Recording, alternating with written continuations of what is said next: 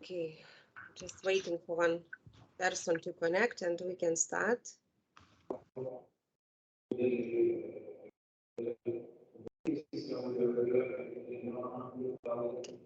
Good morning. Good morning, good morning, good morning. Lydia, I'm right now in the middle of the Executive Council who just started. Oh, So would it be okay for me to say something in the closing part? Because now Zura is just speaking now. So for me, it's impossible to be out. Yeah. so Alessandra, So maybe we can start from you right now or not? But can you hear me? Can you Yes. hear me when I speak? Yes, we can hear you. Good. Or Okay. can you wait for a few minutes and I let our Vice Minister speak for 3 minutes and later you, okay? Definitely. Okay, Good morning. so listen. Yes. Good morning. Laba diena. Hello, good afternoon to everybody. Sorry, I know that it's very busy period, but I'm so happy to welcome you all on this VTC event and to discuss very important issue, DMO. How to start the DMO, how to develop the DMO. Shall we do it? How can we benefit from DMO? So thank you very much, honorable speakers, for joining us. I know that we're all keen to start and to listen to your presentation, but firstly, let me invite our Vice Minister, Mr. Vincas Jurgutis, to say a few words to all of us, and we will continue with other speakers. Dear Vice Minister, please, floor is yours. Hi, hello everyone. I'm really glad to see some familiar faces, not only from Lithuania, but from other countries. I am very excited to see new faces, at least for me. Really looking forward to this discussion because we are on the edge of doing something with DMO. But honestly, we need to be educated. And your experience might help us. And we know that you have some brilliant results somewhere. So we would like to follow them and to copy them and to implement in Lithuania. Also, probably you might have some issues. And this is also an opportunity for us not to learn from our mistakes, but to gain your experience. So I'm very honest. I am very selfish for this meeting, but we will be very happy to give something back, either in this topic after a few years, either in other topics. So thank you once again for this cooperation. I will pass moderation to my team. Very happy that we have this meeting, and I will listen and will allow me to intervene. But my task for myself is to be as quiet as possible and to listen to you. So thank you once again, and let's have this discussion. Thank you very much, Vice Minister. And we have really very honorable guests from UNWTO. It's Professor Alessandra Priante, Director of Regional Commission for Europe of the UNWTO. Alessandra is right now at the Executive Council, which takes place in Emirates, so she's far away. Alessandra, floor is yours. I don't want to take much your time because Executive Council just started. Please, Alessandra. Thank you very much, Lydia. Thank you very much, Vice Minister. I'm sorry if you'll be hearing some noise in the background. As you were pointing out, Lydia, we're now at the 116th Executive Council in Jeddah, Saudi Arabia. And so we are in the middle of the meeting, but for me, it's very important to be here with you, Lydia, and in support of the incredible work that Lithuania has been doing in all these years. You are a true leader in the Baltic area, and you are always spot on what the real issues are. And one of this, the one that we're tackling today, is definitely one of the major issues because we're talking about destination management. We're talking about one of the key elements. This applause is also for you. When we're talking about one of the key elements of how to really manage a destination, because management of a destination is the key to define any good policy, implementing it, controlling it, measuring it, and making sure that the destination develops properly, develops in a way that is circular and inclusive, and that allows everyone to be part of it. We're very proud to be next to you in this journey, and I'm really happy that Patricia will be sharing with you some of our greatest achievements. As you might know, UNWTO has been in the forefront for destination management organization, preparing them for new challenges with guidelines and support. So we are here. This is just the beginning. Lydia, you know very well that if you need us for training activities or anything for you, we're going to be there.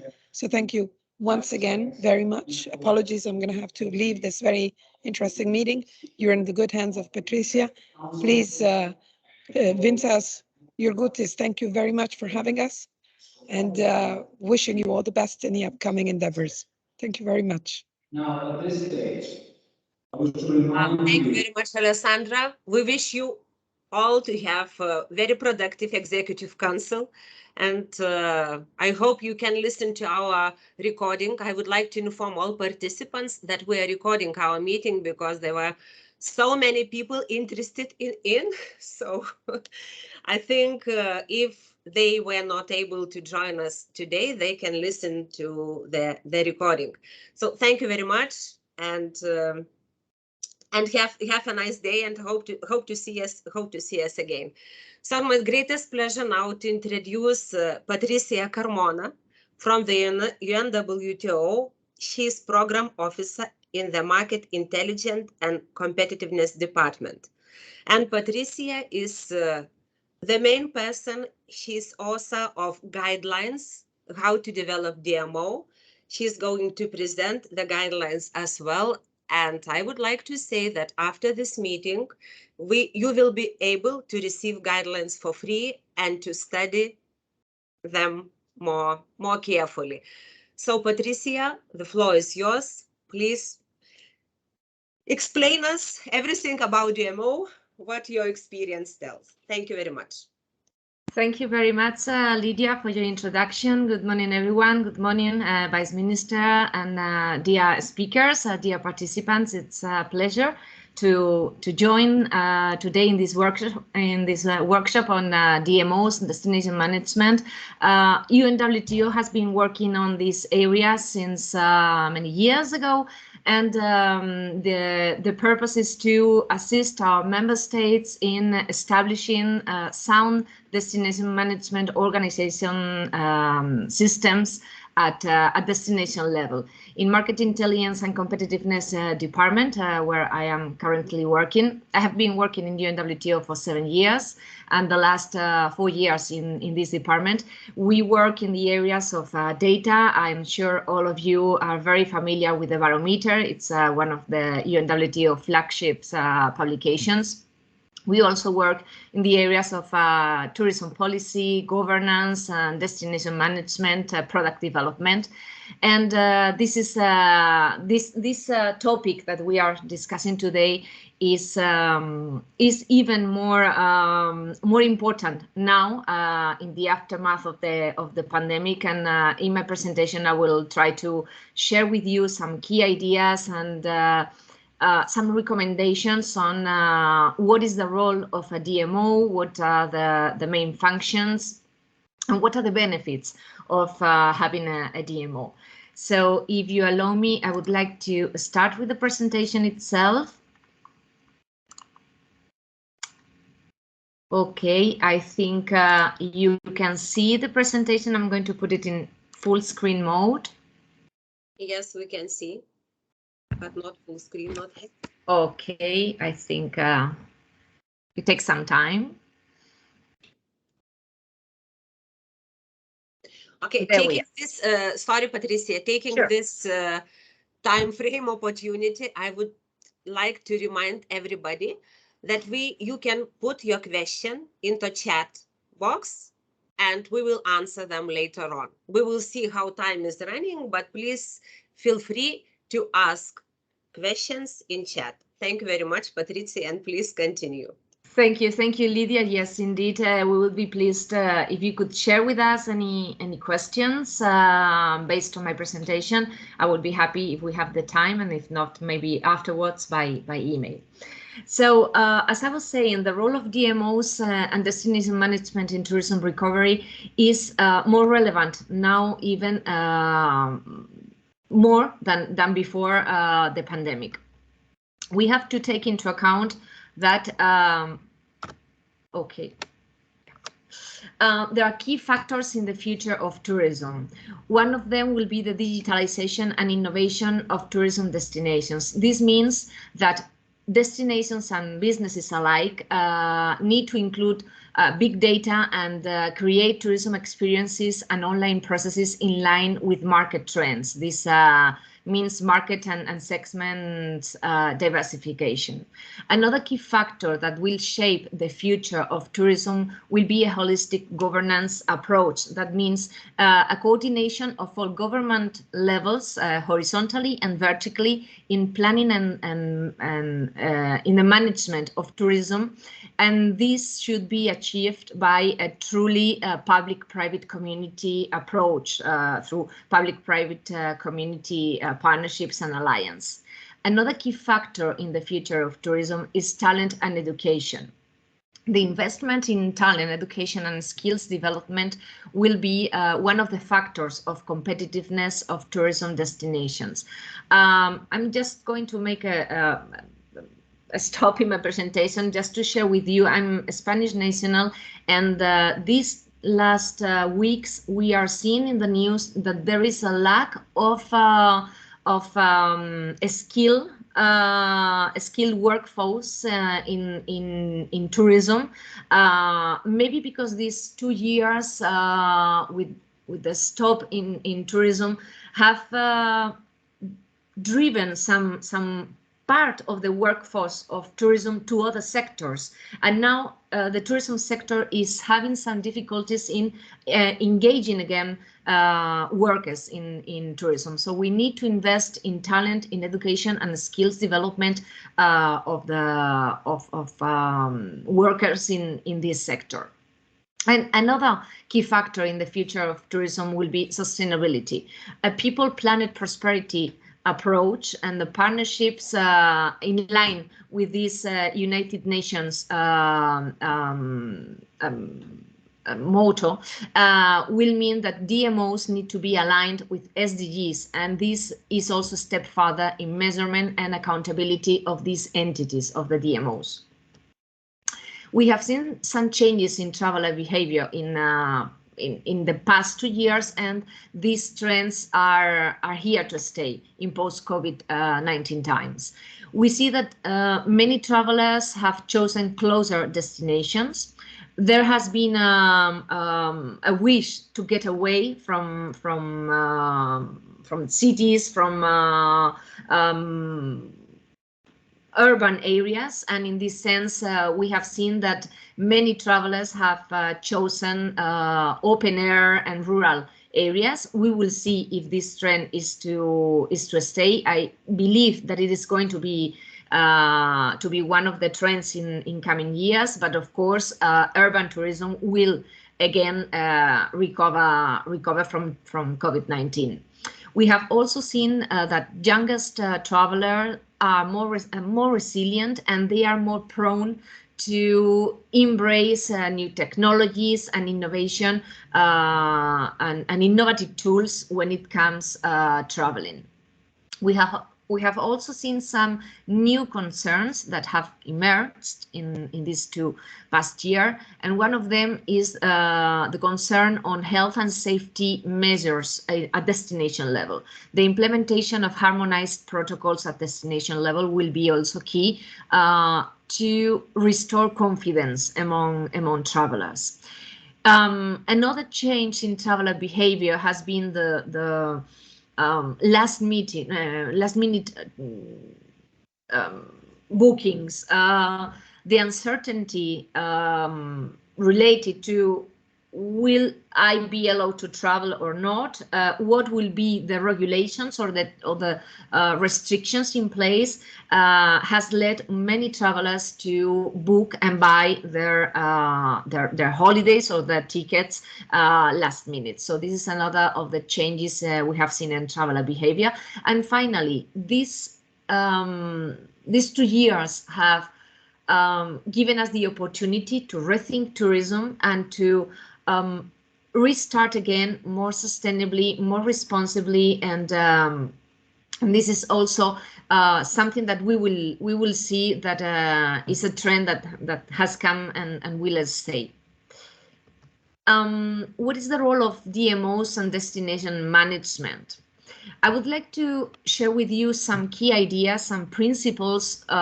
These are not only definitions, these are key ideas that we need to have in mind when we are talking about destination management.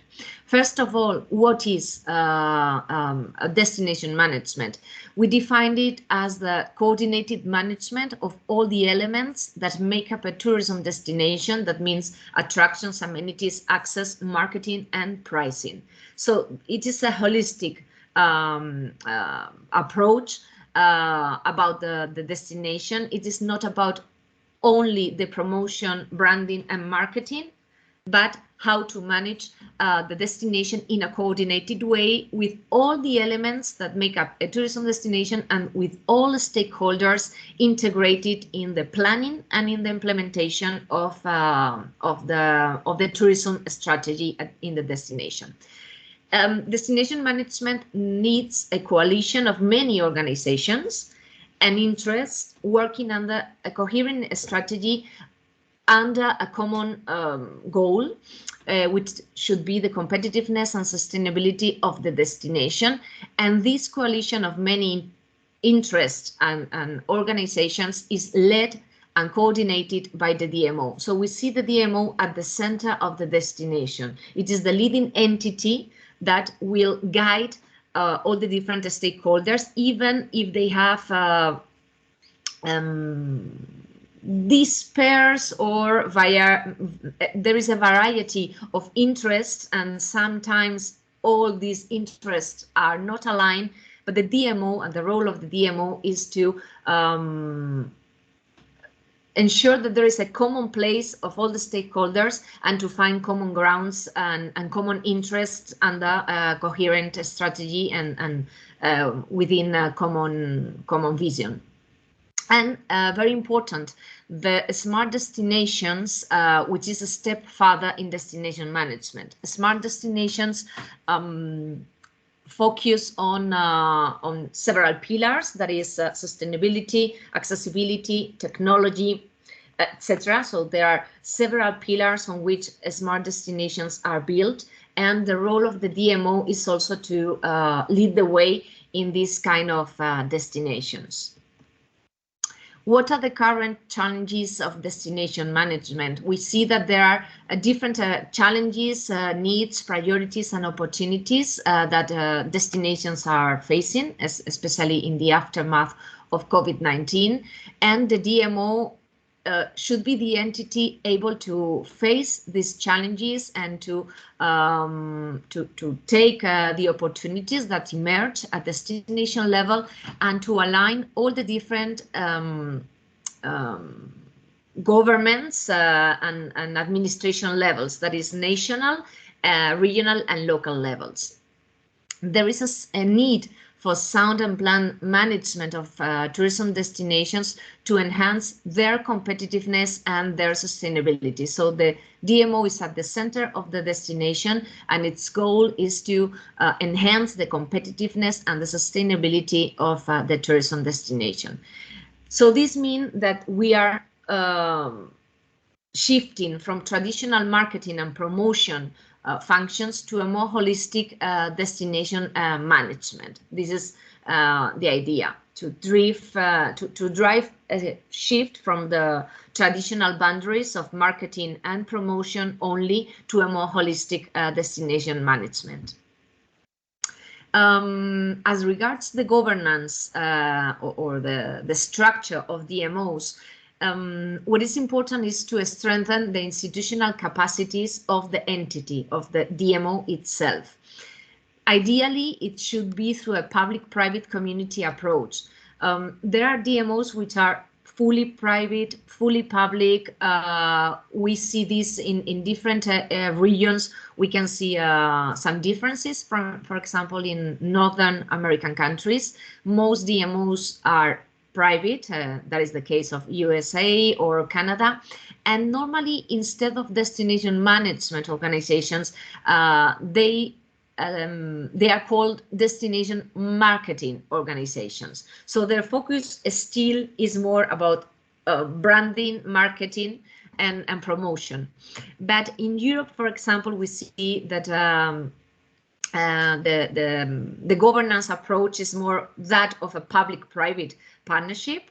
And as I said before, the DMO goes beyond the traditional boundaries of marketing and branding, and it expands to a more broader mandate, which is the management of the destination itself. I would like to highlight that it's important to engage also the local community in the planning and management of destinations. So it is not only a public-private approach, it should be a public-private community approach, and communities should be involved in the planning and the implementation of the destination management, the planning and implementation of the tourism strategy. This should be done by consultations with representatives of the local communities when designing the tourism strategy, and also throughout its implementation. As I said before, the DMO is the organizational entity that leads the way in the destination. A successful performance of the DMO will be therefore determined by its capacity to gain the credibility and the trust, the confidence of all the stakeholders in the destination, that is, all the businesses in the destination, and also the trust and the confidence of the local community, and go beyond its traditional boundaries. The advantages of having an effective destination management led by a DMO are mainly that we can have a competitive edge. We can ensure sustainability and competitiveness of the destination. Another advantage of having a DMO is that we can strengthen the institutional governance at all levels through the DMO. We avoid overlapping and identifying gaps. This is very common. If we don't have a DMO, who is in charge of wherever functions? There is a gap. So the DMO should be able to identify those gaps, address them, and avoid overlapping when it comes to be responsible of different functions. Because if we don't have a DMO, we may have an entity that is doing something, and maybe we have another entity that is doing something very similar, and it is it means duplicating efforts, and this should be avoided, and the DMO is key in this sense. Another benefit of having a DMO is that the benefits of tourism can be spread among the local community by, for example, integrating local stakeholders in the tourism value chain. So this is a way to ensure that the benefits of tourism stay in the community and they are spread among the different stakeholders.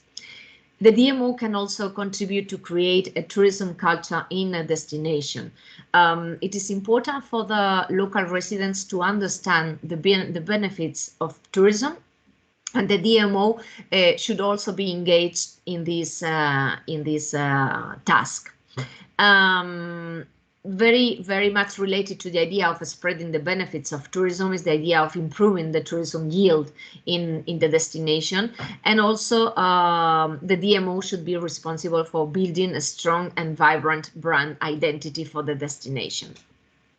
I would like to share with you also some key concepts related to the DMO. First of all is the definition itself. What UNWTO understands by DMO.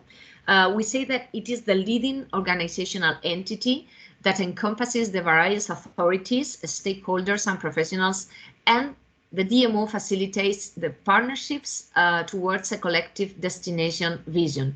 This definition was adopted by UNWTO in the General Assembly held in Chengdu in China in 2017. If we delve further into this definition, we see that there are some key concepts. The fact that it is the leading organization entity, so it is the entity that should lead the way and guide all other stakeholders.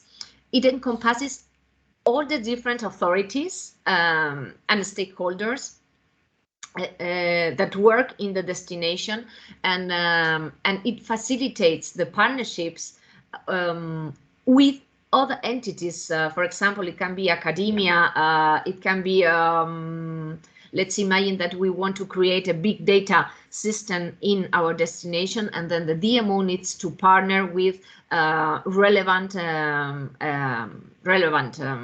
stakeholders or companies, for example, for mobile companies to track the visits of international tourists in the destination, etc. So we see that the DMO is responsible for establishing these partnerships and alliances with other entities or with private companies that can contribute to the implementation of the tourism strategy.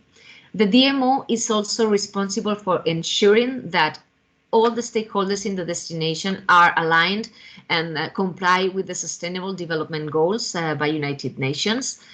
Tourism is mentioned in these 3 SDGs, number 8, 12, and 14, but tourism is a cross-cutting sector, as you know, and it covers all the 17 SDGs. Another key principle of a DMO is how to ensure that our stakeholders in the destination comply or meet the Global Code of Ethics for Tourism and the more recently approved International Code for the Protection of Tourists.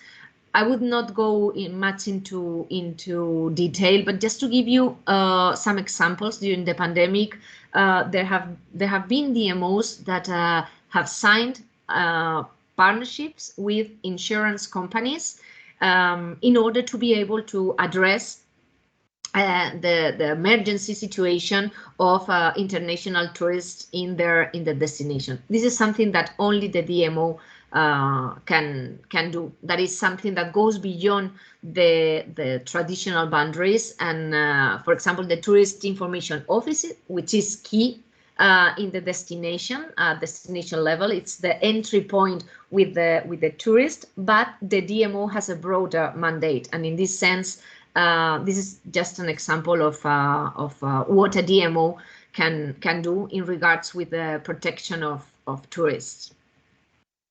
As regards the role, I have already mentioned it through my presentation, but I would like to highlight that it is a set of different functions that go from initiating to participating, facilitating, partnering, coordinating, executing, implementing, or managing the destination. So it is much more than simply promoting or branding the destination. As I said before, the governance structure may vary from a single public authority to a 10% private, but ideally it should be a public-private partnership model that also integrates the community approach. We also see that depending on the level, the centralization level of the public administration, some DMOs adopt a different governance structure, and their functions may also vary depending on this level of decentralization. For example, the DMO is not responsible of the health and safety protocols. Normally, this is in hands of the Ministry of Health of the country, but the DMO should also find a way to be fluently in touch with these other relevant authorities in the country, and find let's say a space for exchanging knowledge, for exchanging information, and to take decisions in a coordinated way. The DMO is at the center of the destination, and the starting point should be assess the destination current situation, and through a consultation process that should include the community, the local community and the residents, prepare a roadmap, formulated tourism policy and a strategy for the destination that is adapted to the needs, priorities, etc. Once these policy lines are established, the DMO should advance in the implementation of the tasks according to its official mandate. This will also depend on the organizational structure and the budget. For a DMO to be fully operational, we need to have an adequate budget, adequate staff assigned to the DMO, and to have the organizational structure ready and in place to allow the DMO execute its tasks. There are three key performance areas at DMO level, at destination management level, which are leadership, execution, and governance. You can see in this slide what are the different criteria that are related to each of the three areas, and some of them are key in this sense.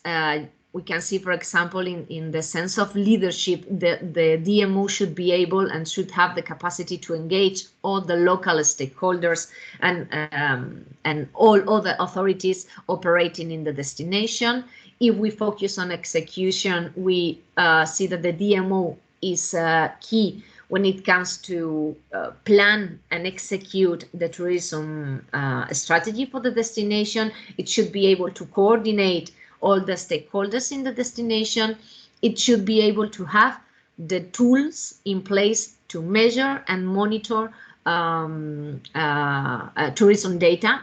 It should also define KPIs to measure how we are meeting our goals. For example, if the DMO has designed a branding or a marketing campaign, the DMO should also have the KPIs in place to measure how we are meeting the marketing strategy, and if we are meeting the goals that we have defined for this marketing strategy. And if we focus on governance, we see again the DMO should have a cross-cutting approach, establish valid public-private alliances with partners that can help the DMO perform, especially in those areas that go beyond its, let's say, its not its mandate, but if the DMO is not able to, for example, to monitor all the data for the destination, maybe a partnership with a university in creating an observatory could be a possibility. And in this sense, we see how this kind of public-private partnerships can help the DMO perform, and to ensure that the destination is aligned with the SDGs and all this in a way that we ensure an inclusive growth and to spread the benefits of tourism at the destination. I'm almost finishing my presentation, but just to share with you a very important aspect of DMOs that is different to that of the traditional tourist information office. the importance of data for better destination management. By having better data, we can take better decisions. And in this sense, the DMO is at the center of the destination, and its mandate goes beyond that of the Tourist Information Office. I would like just to briefly mention that UNWTO has the INSTO observatories. This is a network of sustainable observatories at destination level. There are different areas that are monitored, and in this sense, we normally have, as part of this network of observatories, the DMOs, and also the measuring, the framework, the statistic framework for measuring sustainable tourism that was developed some years ago by UNWTO, and DMOs are in a unique position to measure the sustainability of tourism at destination level. So this is all from my side. As Lydia mentioned before, UNWTO prepared these guidelines for institutional strengthening of DMOs. They will be shared with you after this workshop, and please do not hesitate to come to us in case you have any questions you would like to have more information about DMOs. Thank you so much. Dear Patricia, thank you very much. And time is running so fast, but we have one question, which actually I wanted to ask you as well, and we have been talking before about it. What is the difference of Tourism Ministry, Tourism Information Center, DMO, or maybe municipality, Tourism Information Center established by a municipality? Maybe your quick answer, and later I'll ask all participants to put questions in question. Thank you very much. Sure. Thank you, Lydia. Yes, well, the main difference between a DMO and a Tourist Information Office is, well, first of all, not all destinations have a DMO, but we are seeing that increasingly more destinations are having DMOs because they see the benefits of having this entity leading the way in the destination. So let's say that the Tourist Information Office is the entry point with the tourist. The Tourist Information Office is in a unique position to liaise directly with the tourist before, during, and after the tourist is in the destination. But normally the role of the Tourist Information Office is more limited to marketing, branding, and to assist the tourist in the destination, and to provide a service directly to the tourist when in the destination.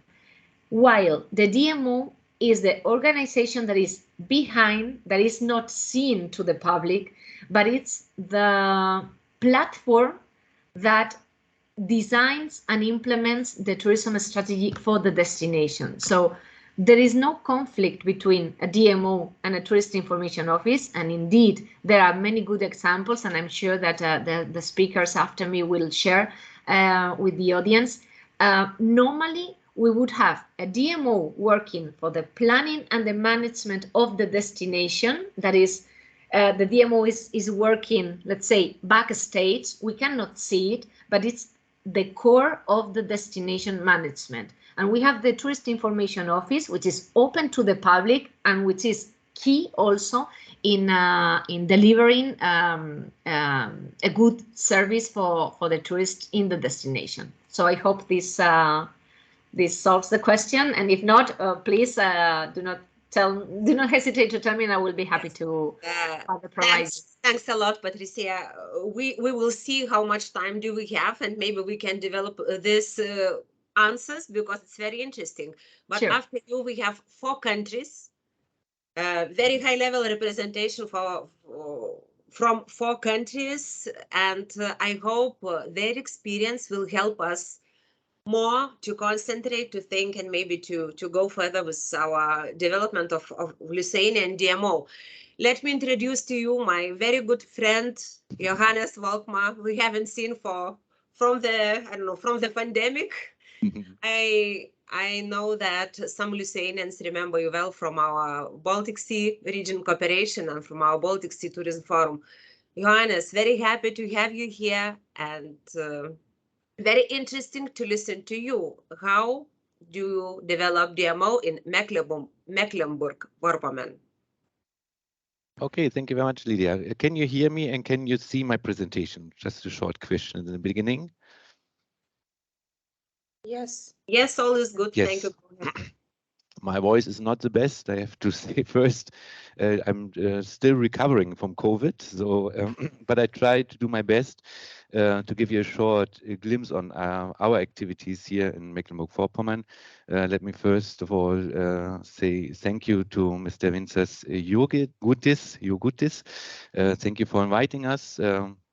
And I know that there are some more important topics to discuss today with our Chancellor. He's on its way to Vilnius and meeting there the colleagues from all the Baltic states and discussing, as I said, some more important topics than we discussed today. But in our scope, in our tourism community, of course, talking about a DMO, talking about the work of a DMO is, of course, of high importance. So I was preparing the presentation and was thinking of what could be of interest. And of course, I talked to Lydia and we discussed. I have 4 points, facts and importance of tourism in Mecklenburg-Vorpommern, our tourist board, a short introduction, and actually the necessity or the need to repositioning the DMO that we faced during the recent years. And I hope that I can give maybe 1 or 2 recommendations and some prospects on topics that we are working in the future. Well, Mecklenburg-Vorpommern, difficult to pronounce. I know Lydia knows this region well, but just to give you an idea where we are located, close to the Baltic Sea in the north of Germany, northeastern part of Germany, embedded in the 3 metropolitan cities, Copenhagen, Hamburg, and Berlin. They are approximately 200 kilometers away. So yeah, a very blue and green region. We have approximately 23,000 square kilometers. This is a third, I learned, from the territory of Lithuania, 1.6 million inhabitants. Our density of inhabitants is a bit higher than yours, but maybe our coastline is a bit longer. But what we did here with 2,000 kilometers is count all the lagoons and islands, and it's not the littoral, that is about 350 kilometers. We have a lot of protected areas in our region. It makes 1/3 of our area. Forests, flowing waters, and what is exceptional also for the region, you saw the blue spots on the map, that our lakes, and 25% of all lakes in Germany are located in Mecklenburg-Vorpommern, and it is, of course, very interesting tourist attraction for our region. The economic impact is also very high in our region, so tourism is the main sector in economic sector of Mecklenburg-Vorpommern. We have the highest tourism density. That means number of overnight stays on inhabitants in Germany. We have a high consumer spending of 7.7 billion euros per year. A lot of people are working in tourism, so it makes almost 20%. So every 5th person works in tourism. And these figures cannot actually explain how important actually tourism is for our region. It is the most important image factor for Mecklenburg-Vorpommern, and there's no other sector that can probably live without tourism here. So it is important, and the economic impact, as mentioned, is huge. And when we have a strong dependency on tourism, of course, the COVID showed us that the times are not always flourishing and prospering like the last decade. When we look at the numbers from 2005 to 2019, steady increase, and we have a peak 34 million overnight stays in Mecklenburg-Vorpommern, and then 2020 and 21 came, big decline and big losses. And when we look at this chart, we see that the losses or the declines were not shared equally over the year. In 2021, we have, when we look at the first year, the blue pillar, we have a decline of 66.8% in the first half year, and in the second, it was even a plus. So a big contrast, and the pandemic-related restrictions led in total finally to significant losses also in our region, and a lot of businesses and enterprises had to suffer a lot during the last 2 years. Hope now it's going to be better. Even when we look at international travels, luckily, so to say, we are not so depending on international markets, also not on business tourism. So that is a plus for Mecklenburg-Vorpommern. But if we look at the numbers also on international level, there is strong recovery important for the next months and years to get back on track like in 2019. So we have major losses. We have strong contrast, as I said, between 1 year and 2021. It was the worst, so to say, and the best monthly numbers in direct succession. We cannot foresee what will happen to the travel and business industry, but we hope that the recovery will not be uncertain, but will be good for the businesses and the tourism industry in total. What we learned from this COVID pandemic is that a DMO is very important, and Mecklenburg-Vorpommern was actually during that time 2 years a navigator, a communicator, an interface between the industry and politics. That was very important to develop strategic papers, to develop plans to overcome this crisis, and we did very well, and that was honored by the German Tourism Award 2020 for the fast and strategic Corona crisis management of the tourist board Mecklenburg-Vorpommern, and we received the prize. And that showed that the change and the development of a DMO, I will come to that, is very important. And we are not anymore only a marketing organization, but we have to deal and manage very different topics from today to tomorrow, or from yesterday to today, and that is something that we learned with this crisis.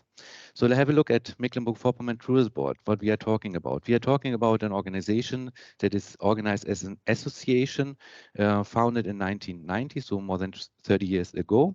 We have a board of directors. The president is Birgit Hesse. She's also president of the Mecklenburg-Vorpommern State Parliament.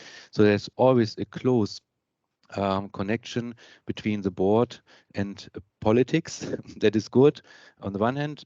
I will explain why on the other hand, maybe sometimes not. We have 33 members that are 7 regional DMOs, like for example in island of Rügen, island of Usedom, 6 towns, tourism associations, other like hotels, hotel chains, and tour operators that have a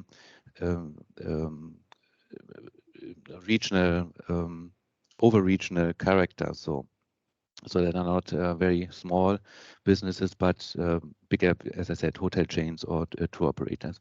We work together with many partners like the German National Tourist Board or the German Tourism Association, German Coastline, that's a marketing organization, Deutsche Bahn, other tourism organizations, so many partners that we are cooperating with. We have an office, the CEO is Tobias Voidendorf. We have approximately at the moment 50 employees, and we have 4 departments, so to say, in communication, development, digitalization, and operations. Our budget varies a little bit. We have a basic financing of around 5 million euro annually, and it depends on projects that can go up to 10 million per year. We are mainly publicly funded.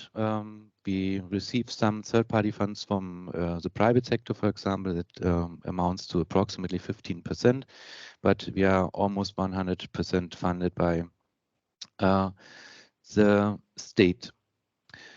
So what are our tasks, our statutes, purpose? I wrote a bit more. I will not read through this, but generally we represent the overall interests of tourism in Mecklenburg-Vorpommern.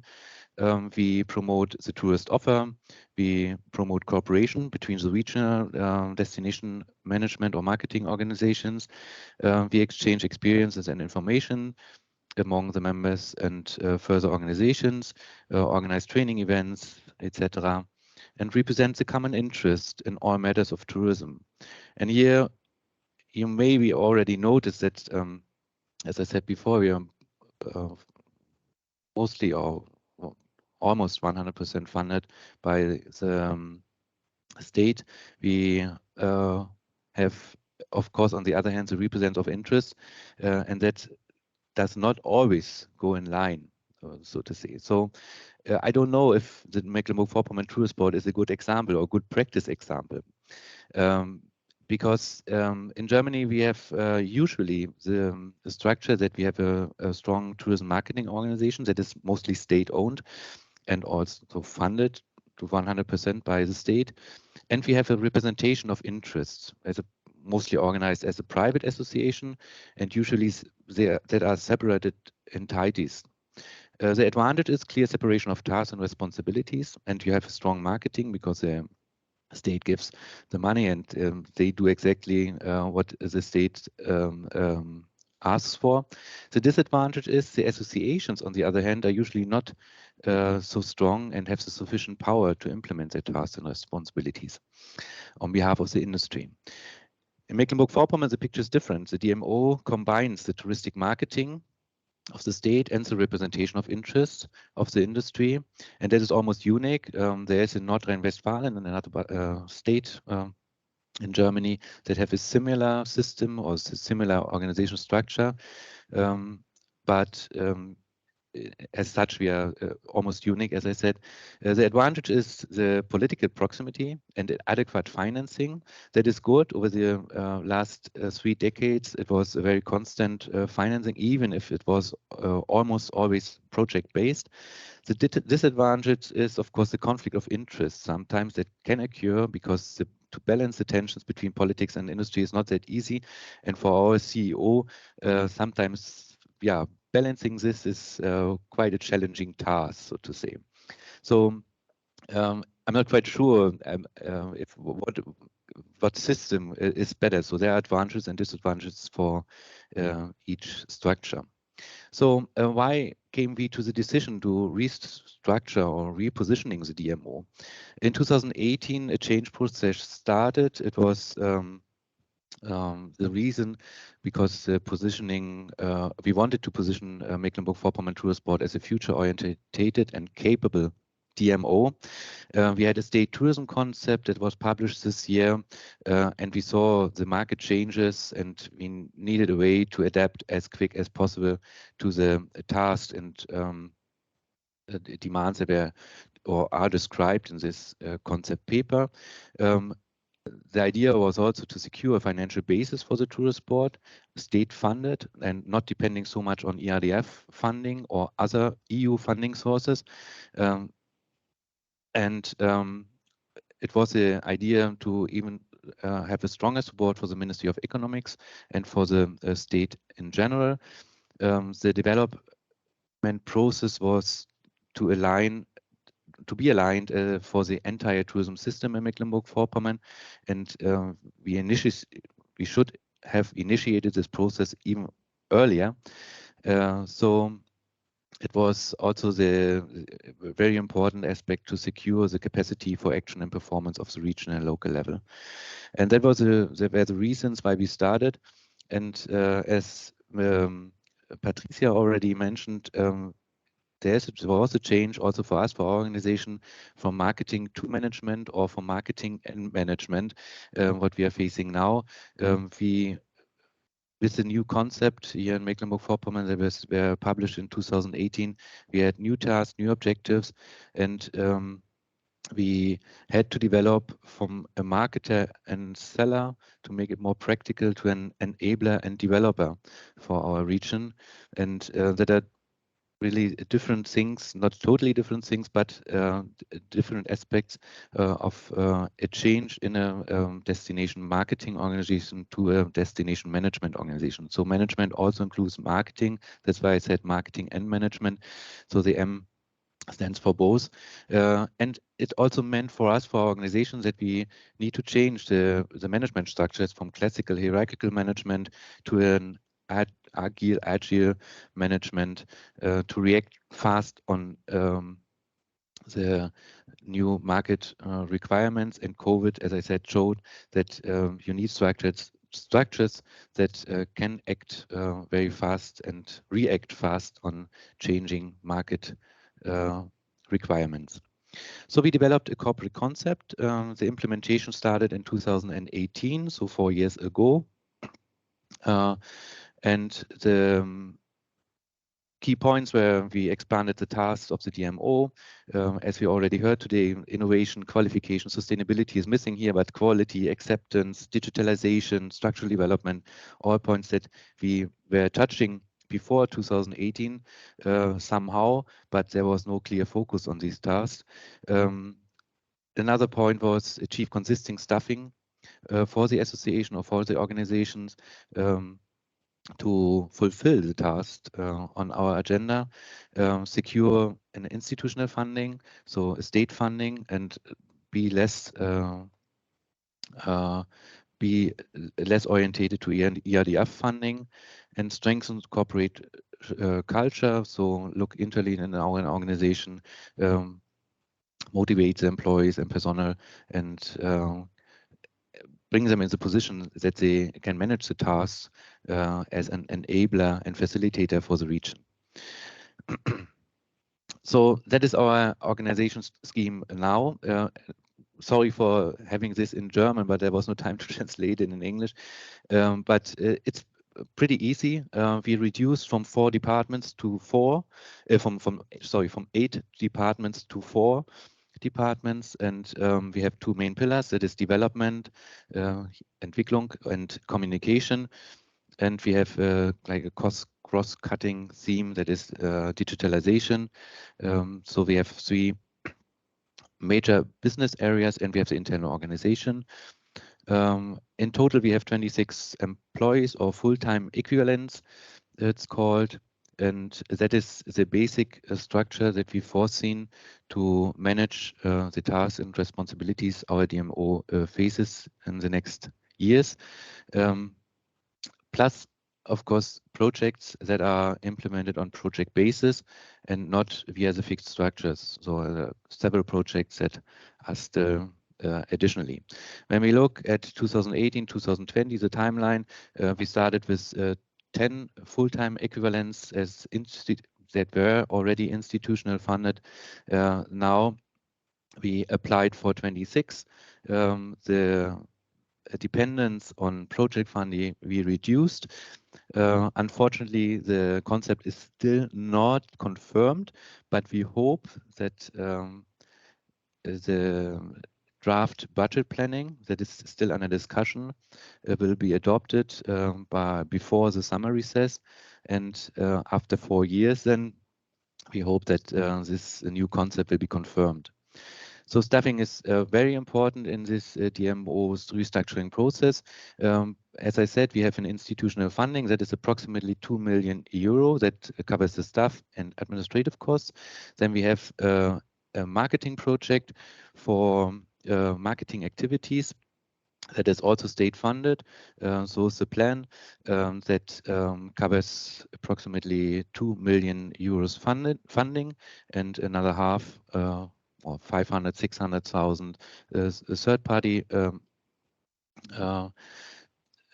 funds, and provides money for activities and marketing. We have further project and quality, sustainability, digitization for 3 years now. Tourism culture restart after the pandemic. Big projects that we are running at the moment: health, accessibility, CruiseNet, and so on and so on. So there are some additional projects that we are managing at the moment. As I said, institutional funding is 2 million plus 2 million for marketing activities. That is the basis that we are working with, and we have several other projects that we are running at the moment. The task of the DMO is communication, development, as I said, consultation of tourism policy, implementing the state tourism concept, and the representation of interests that are still the major tasks of the destination management organization that we have now. So, and finally, let me give you some ideas of our what comes next, so to say, after the implementation. As I said, we hope that this will be confirmed before the summer break. We hope so, and that was a tough work over the last 4 years, but we managed it, and we have a well-structured new destination management organization, but we're still waiting for the final confirmation from our ministry, and hope that we will receive it this month, so to say, in June. When we look at further tasks, especially for tourism policy in the current legislative period, we have several topics that we are going to work together with the Ministry of Economics to implement during the next 4 to 5 years. That is, first of all, a tourism law. I hope the translation is okay, because I cannot further say what this means for the region, but there will be, after the 4 or 5 years, tourism laws that give clearer structure of especially funding and cooperation in the region for Mecklenburg-Vorpommern. We look there at especially at Austria, how they finance the whole entire tourism structure, and want to adapt as the first federal state in Germany so-called tourism law.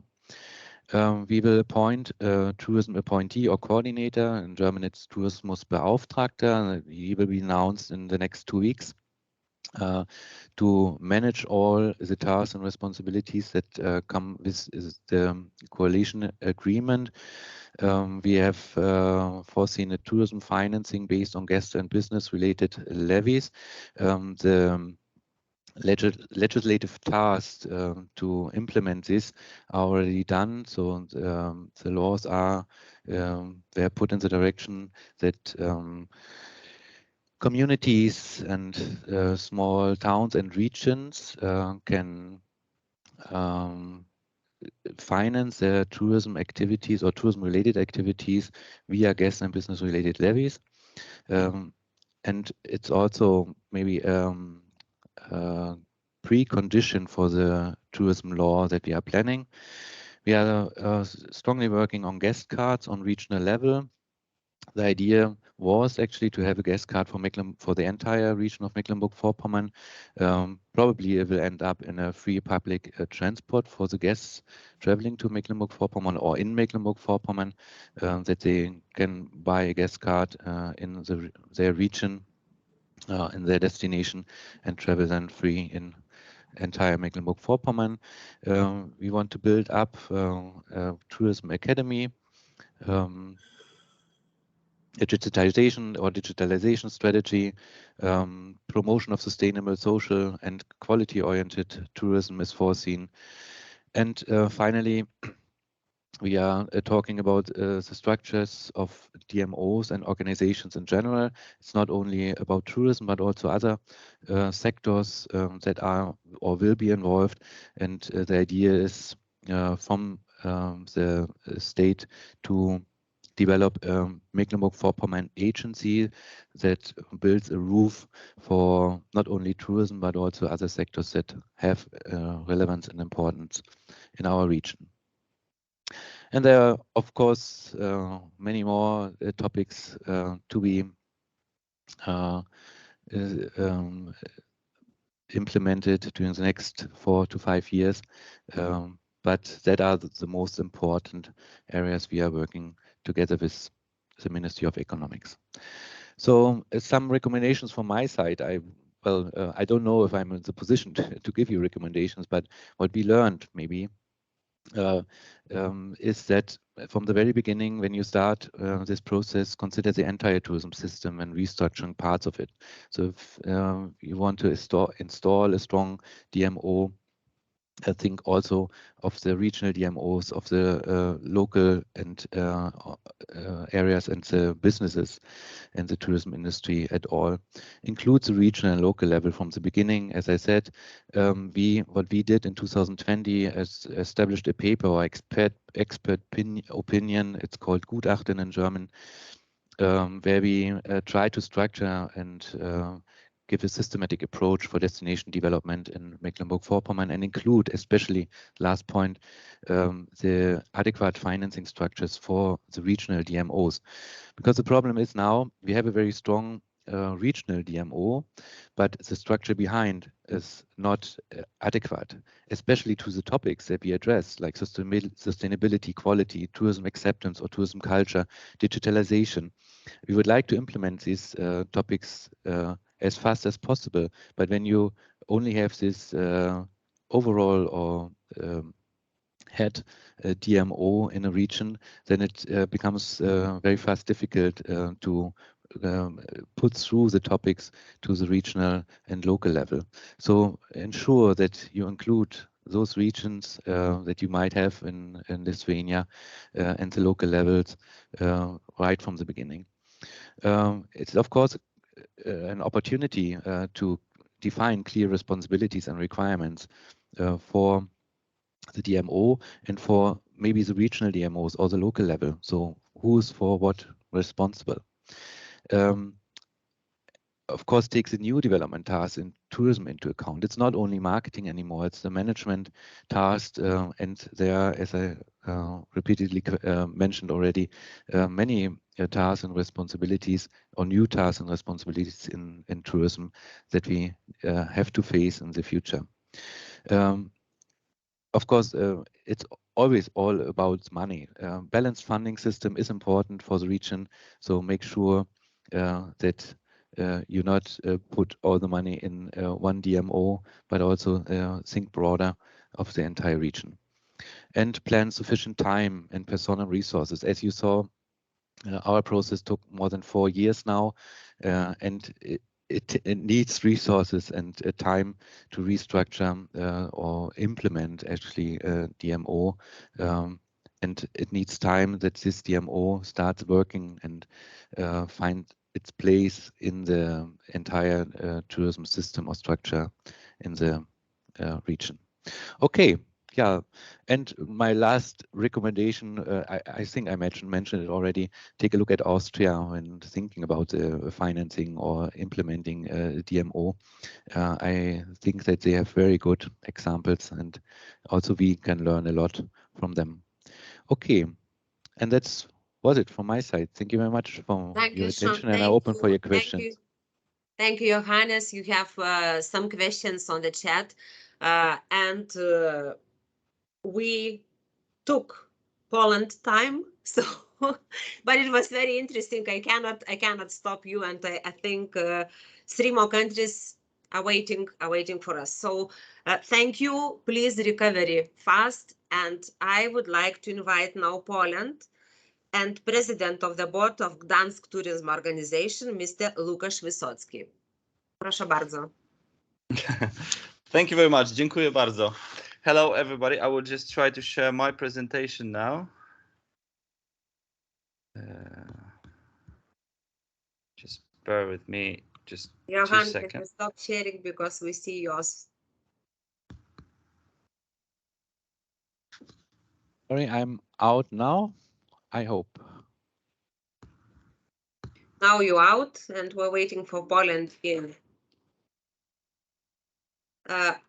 And please check questions, and if you can answer questions writing, so please do so, because we are really a bit late. Yes, sure. I tried to put it in a, oh no, it's not this one. Just a short, small technical issues, as always in that kind of situation. Because my presentation is disappeared, so just bear with me 2 seconds, if you don't mind.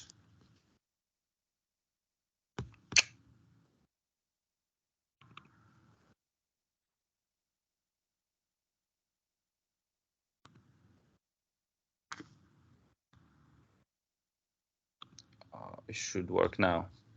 Can you tell me if it's visible for you? Yes, we can see.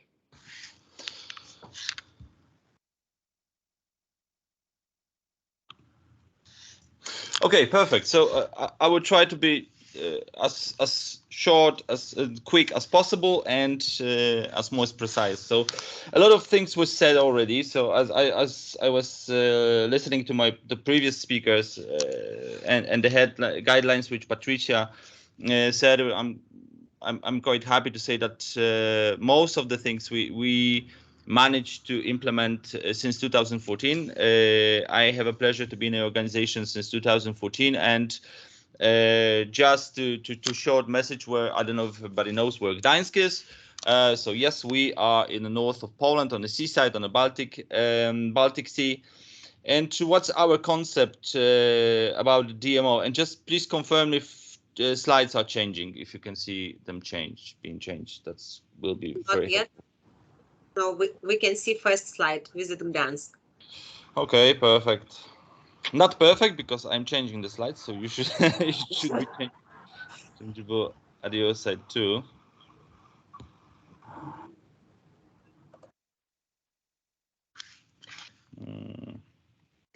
So I think we know where Gdansk is, and we have really very good slide now, so we can skip this information and later we will share your slides. Okay, maybe I don't know if you can see now. Okay, now it's changing. Yes, please. Okay, perfect. So what's our concept? I won't put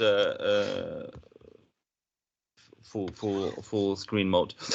So our concept is so we work under the brand of Visit Gdansk, which combines two entities. So basically, we are talking about Gdansk Tourism Organization and Gdansk Convention Bureau in terms of organizational matters. So we are an association.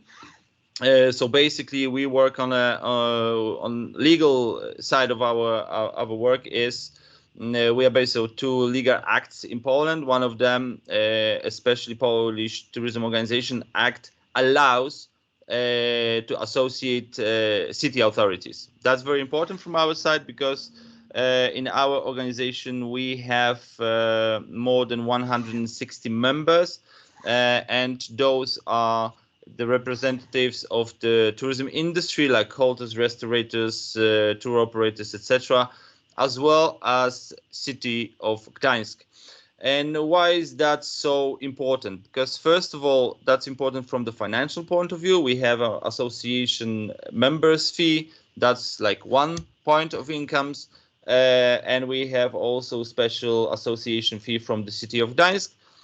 So that's like one part of our budget, and the second part of our budget is so all activities which we can do in terms of sales of different things, and that the other part of our incomes. Visit Gdansk, what's our goal?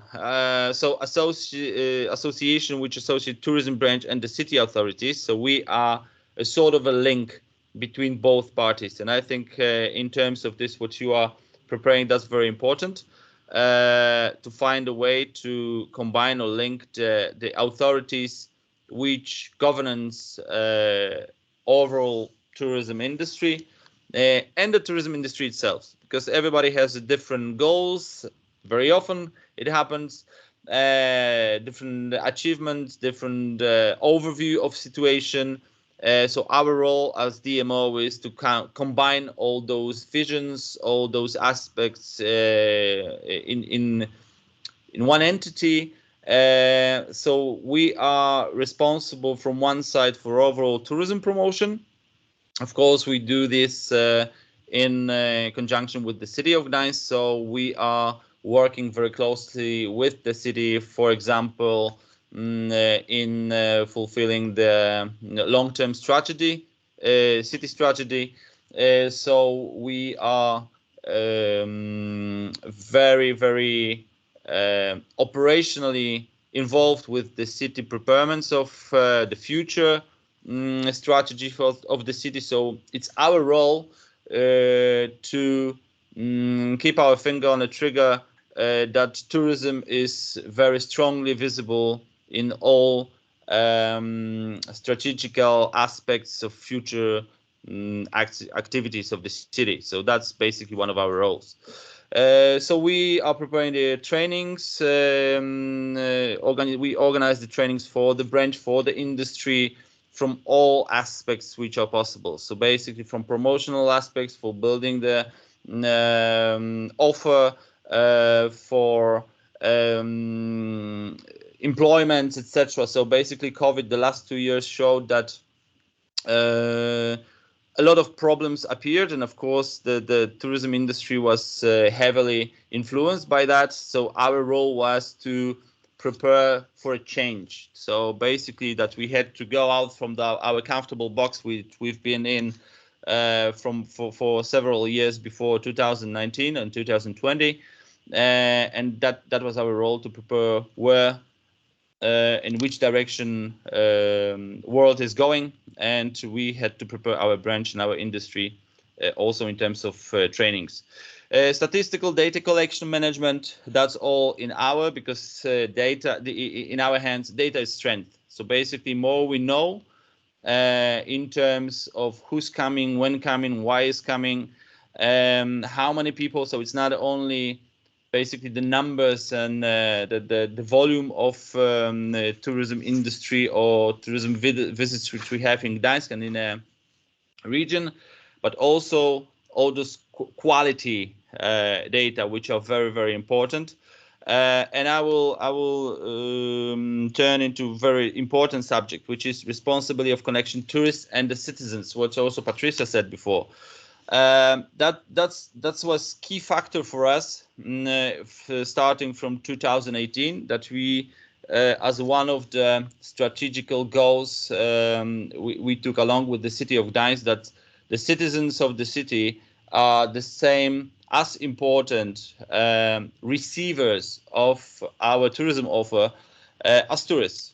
So that was one of the key factors which we made, and we managed to convince the city authorities and the management of the city that it's a crucial point, that happy citizens are the best marketing promotional tool. I know it sounds not nice, but basically that's how it is. That people who are going outside and said that my city is beautiful, I know what's in the city. So that was one of the goals. And secondly, strategically we had an offer for tourists, so like a special offers, etc., but we didn't have an offer for citizens. So that's why our organization is responsible for project which is Gdansk Citizen Card, which is not quite I would say common in different cities. Overall coordination of all those aspects which I mentioned. So basically not only promotion, but first of all connection the city authorities with the tourism industry, gathering tourism industry together. So that's why the association it's very convenient for us, as we have more than 160 members. Believe me, they don't know each other. Even hoteliers, restaurators, they very often consider themselves as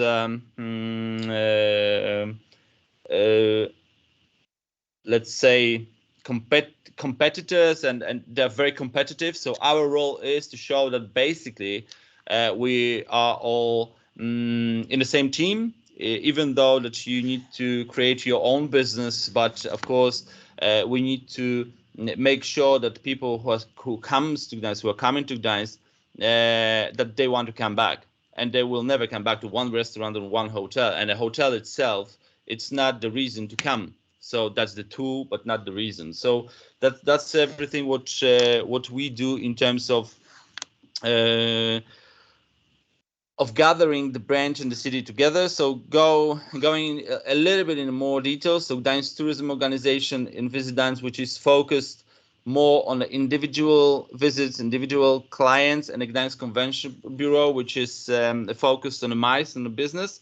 And it's not possible to just put like a thick red line and say that's the mice business, that's individual tourism, because basically we have the same entities, and of course looking at where we are as Gdansk, as you know where Gdansk is, so seasonality here is quite big in terms of individual clients. So we have a summertime which is around 95-96% occupancy in our hotels, and then we have the rest of the year where the mice business it's crucial for our partners, like hotels, like tour operators, like everybody, like all industry. So that's why, as I mentioned, our main projects are tourism cards, our citizen card, as our Visit Gdansk website, tourism information centers, gathering all statistical data, and organization of meetings, and creating the possibilities and opportunities for branch to meet, to know each other, to spend the time together. As a Gdansk Convention Bureau, which is, as I mentioned, in our structure, so it was established in 2004, and we support all business activities in the city. So we are responsible for overall promotion of Pomeranian voivodeship in terms of attracting conferences, congresses, organizers to bring their business here. And we also very much support City of Gdansk or in organization or basically all events. So if city is organizing, I don't know, some seminars and huge seminars, we are responsible in terms of cooperation with the City of Gdansk for organizing all promotional matters, or I don't know, accommodation, etc. So all additional things which can be important for the organizer. Why? And also the last 2 years showed that it's very important to work much wider than just the promotion. So we knew that in a time when everything was closed, and suddenly in the same time all Europe or all world will say, oh, come to me, they're waving that bring your business or come with the visit, and it doesn't matter if you are individual client or your business client. So basically we knew also that our budget is not the biggest in the world. So as an organization, the yearly budget is around 2.2 million euros for our operational activities. So that's why we were very careful in creating the brand architecture, the brand structure. So we knew that the overall Visit Gdansk is very important, and that's why our promotional activities do not focus on the Gdansk Tourism Organization itself, or just we want to focus on the sectors and on the products in terms of building the recognizability of Visit Gdansk brand. So as you can see, as a Gdansk tourism organization, that's we govern all brands like Visit Gdansk Tourism Organization, Visit Gdansk Research and Analysis, Visit Gdansk Convention Bureau. As well, we have the brand which I mentioned on the left-hand side on the screen, Jestem z Gdańska, which means I'm from Gdańsk in Polish, in English, and that's the Gdańsk citizen card. As additional information, in the system of Gdańsk citizen card, we have registered 270,000 citizens, and Gdańsk is 470,000 citizens overall, inhabitants overall. So more than 50% of the city inhabitants we have in our system. We know them by name, by surname, by email, by telephone number.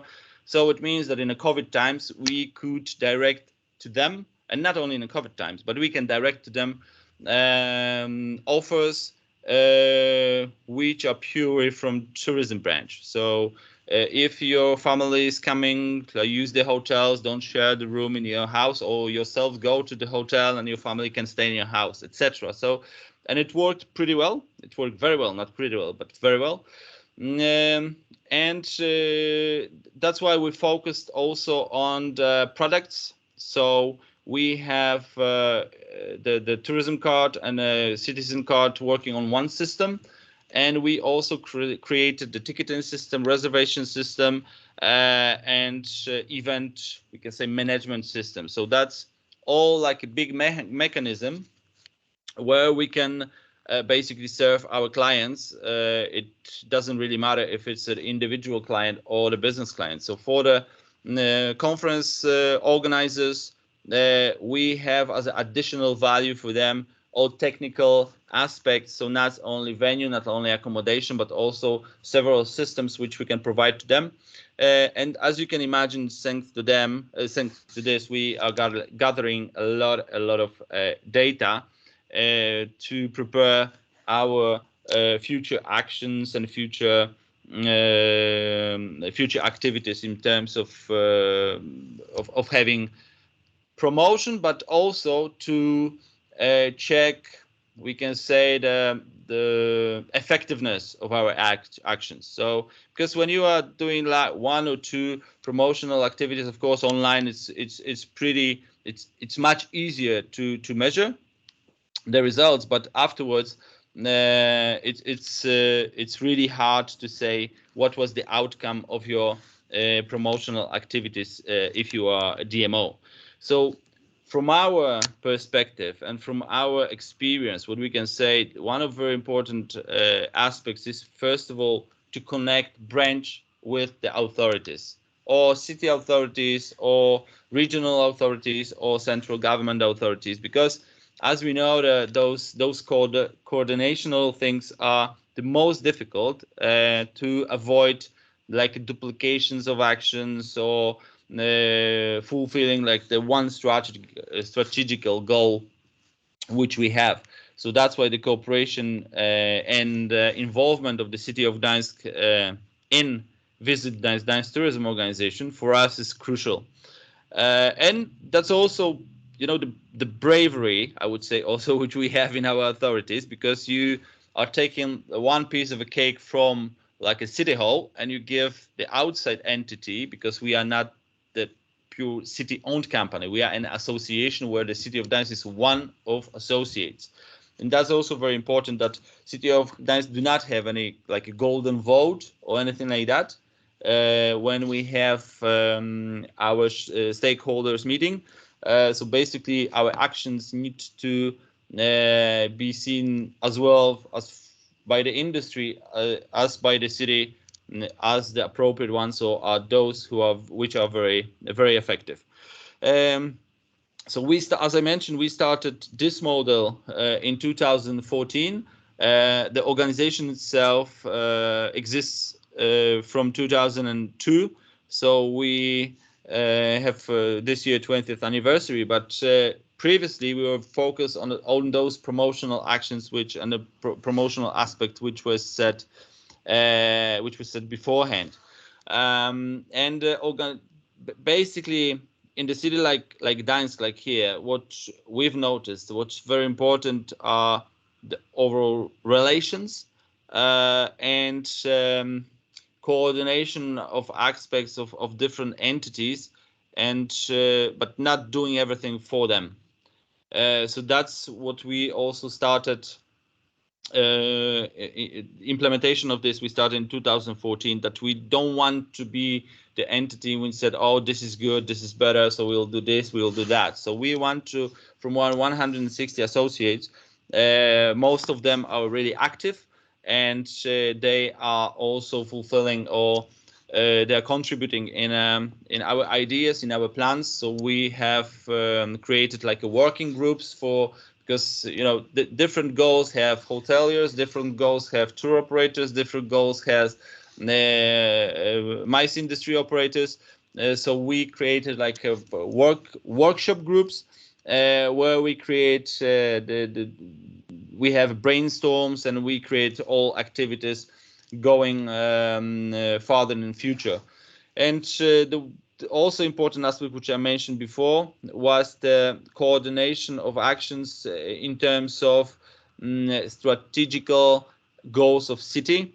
So the long-term strategy, basically, which is here in the city, and those are not pure. We don't have strategy which says tourism. So that's the strategy for tourism. So basically, the city has strategy in a development of like a green overall ecosystem, eco aspects, we can say like that. So, and we put the parts of the tourism activities in this. We have like part of the city, which parts of the strategy which says about the equalness and about the openness, that the city of Gdansk is for everybody. It's and we find some parts of the tourism industry over there. So basically, we didn't want to, and we didn't push the city authorities to create one strategy for the tourism, because the tourism is everywhere. Basically, we can say. I know it sounds very wide, but if we have people who works in the public transport, they serve tourists and they serve citizens. Salesperson in a cinema, in a theater, they serve tourists and they serve citizens. So basically, where we have face-to-face interaction, it's very important that we look at those interactions as the really serving the tourism branch and tourism industry. And the citizens since 2018 are one part of the of the tourism branch. So those were very important aspects. The last but not least is that none of our project, or as I said about tourism card and a citizen card, all of them are based on the visibility of the client. So basically, when you will get a card or you are using the mobile app, in each part of using the system, you need to click yourself. So it means that we know how clients are spread, what they're using, what the preferences are. And those are the huge databases, which allows us to create the strategy for the next year and to also give a little bit of advisory, we can say, to the city authorities that we need to develop like a city transport, public transport to this or this attraction, that we need to connect main tourism attractions with the one public transport line, which is able to serve people with disabilities, etc. So it's a huge impact or overall aspect in the development of the city for the future years, thanks to data which we managed to gain and managed to gather. Okay, I think that's more or less. I could. I'm a talker, so I could talk much about that. I will stop sharing my presentation, and maybe we have some questions. So I'm happy to answer, or there is some aspect which I will just check if I. Yes, you have. Thank you very much. It was very interesting, but as it all time is running so fast, and we have two more speakers, and you have some questions in written in chat box, so please answer after your presentation. And now, sorry, Liina, Maria, we kept you waiting. I know that you are short of time and you cannot connect during this period only.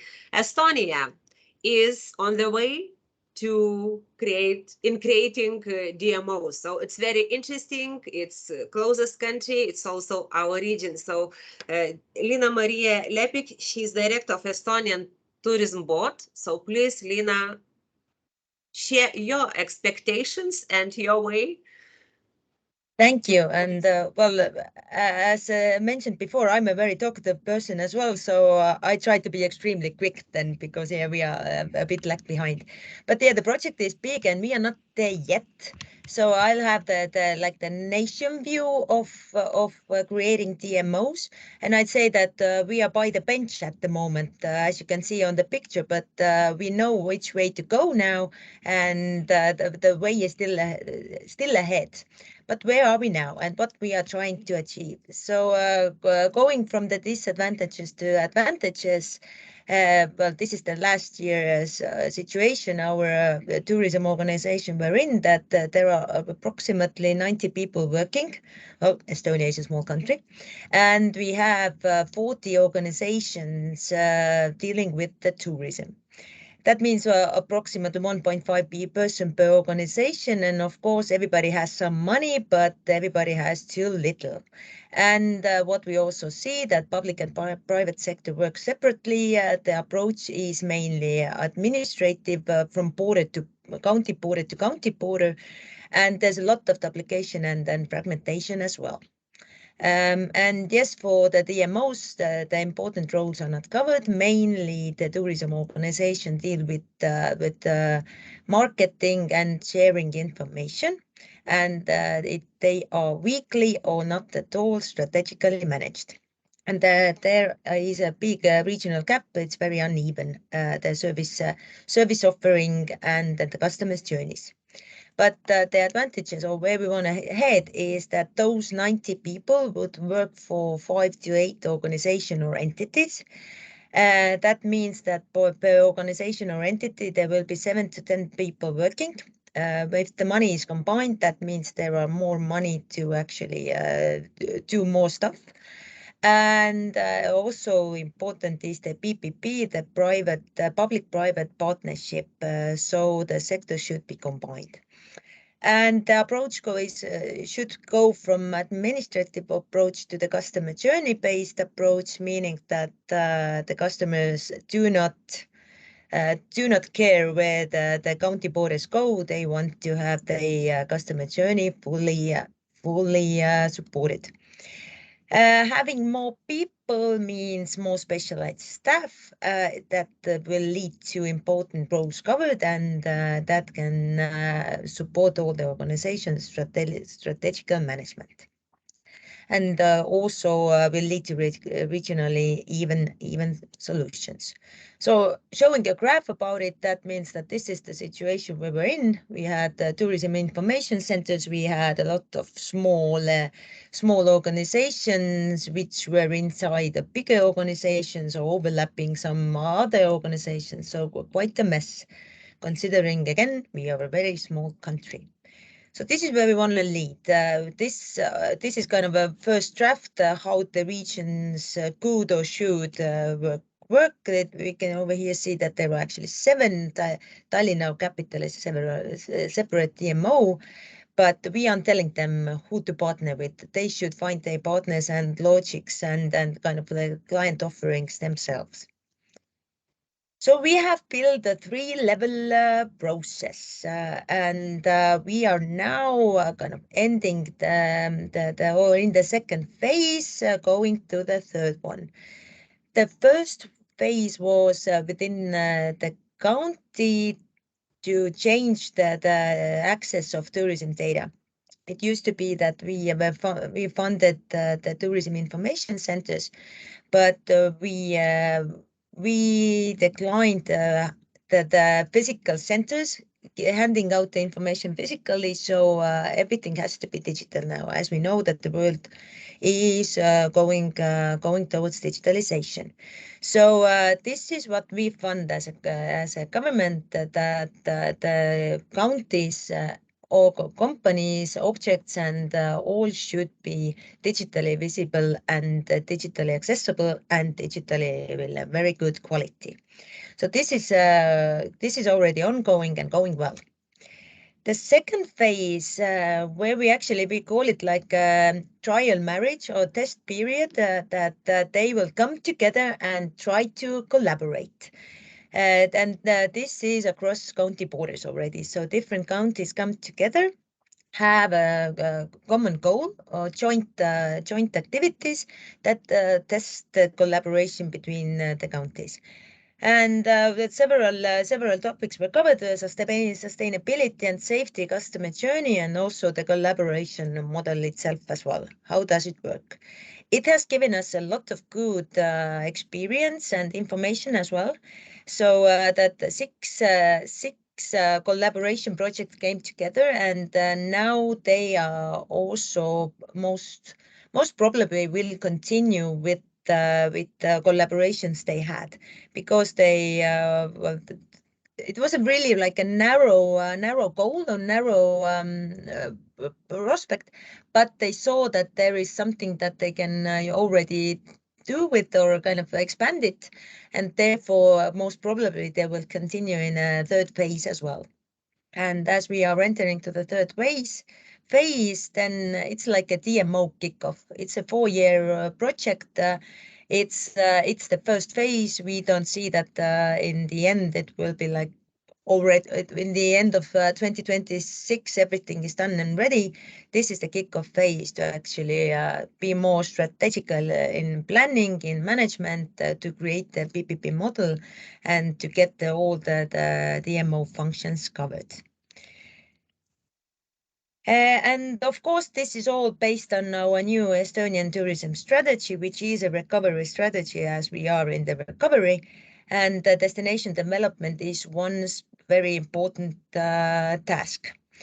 Sorry that the graph is in Estonian, but in the upper box, there is the Visit Estonia as the lead DMO.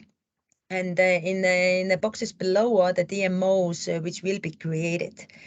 What we want to achieve together with them is to cover the functions that the DMO should have. So in the colorful boxes, there is the main kind of characteristics. The first one is hospitality and quality. The second one is sustainable tourism. Third one, marketing and sales. The orange is our themes, which is nature, culture, food. Fifth is the digital visibility, and the last one is the competences and data. So this is what we cover in our Visit Estonia, but every DMO should cover those functions as well. And we will give them money to actually hire the people, assign the people. So in Estonia, we'll kind of have for example, sustainable tourism, they will have a team which will be kind of coordinated and also strategically led by us. But the team members are part of the DMOs and they will get the information and spread it in their region. So kind of small different kind of teams, but the DMOs and us working in the same goals. And as we are now preparing the 3-level framework, this is going to be a government grant program. And the first one is, and as I mentioned, for a 4-year period, and this is like a kickoff. If the kickoff is successful, there's going to be an ongoing funding, so everybody knows that they have to perform as good as they can, because the future funding depends on it. And of course, during this kickoff period, they have to the initial or the main funding is government funding, and this is because of the crisis that the companies do not have too many resources, and actually at the moment they don't know what they are investing in. But those 4-year kind of the trial period should show that this is an organization, or this is a collaboration project, a proper DMO, where companies should actually contribute more. Of course, it's not going to be only companies funding based, but the government shares should bit by bit to gradually decrease. And the goals mainly are the collaboration and destination development, services and competences for the sector, sustainability and digitalization, and also the full customer journey, and also satisfaction of the visitors and companies. And all the doing should be around the DMO, not the destination as such. And of course, the financial sustainability must be a goal for us all. Less project-based approaches as it is now, more than to have the long-term view, the strategic view where we want to be in like 15 years or so, that the financial sustainability to keep it ongoing and the wheels rolling. And a bit about the conditions as well. There is no special legal form or any kind of regulation for DMOs. This is what we can collaborate together with the subjects, which are the destinations and the the DMOs to come. But we should have one partner. So they should have the collaborative models and partners inside the DMOs. But for us, there is only one partner which they have to agree on. It can be one municipality, it can be a city, it can be the whole county. They have to agree who's the counterparty for us. We don't intervene. And of course, the PPP model is something that we value very much. The company should be already engaged, if not financially in the beginning, but in later phases, they should also financially contribute. And the term is also that we aren't only giving out the money, that use it as wisely as you can. Of course, there are the goals and KPIs they have to fulfill, but also the region should contribute the same amount to collaborative activities. It doesn't have to be funding as such, but all kinds of activities they are doing in a wider scope than their administrative borders. So there can be different grants, municipalities funding or private sector fundings, but the activities should be for the whole DMO. For example, there is like a winery route. The customers can go within counties, but it cannot be like I don't know, a handout for one city. Then it's not contributing to the collaborative activities. The budget is calculated. It has to be a very, of course, transparent funding scheme and how the sums are calculated. The budget per entity will be calculated on the number of companies in the region, beds in the region. That means how much work there is with the companies and the services, and also the number of cross-country cooperations. It's kind of like an incentive. The more counties or counterparties you have, there's an extra amount for that, because that always means quite a lot of more work. And this is a kind of a very strict decision from our side, that we won't give out funding for marketing. Staff for marketing is fine, but marketing expenses as such are not. And to elaborate why is that so, that this is what we feel that they can do. This is what they know how to do. And this is what they have funding to do. But what we want to achieve is the development and collaboration.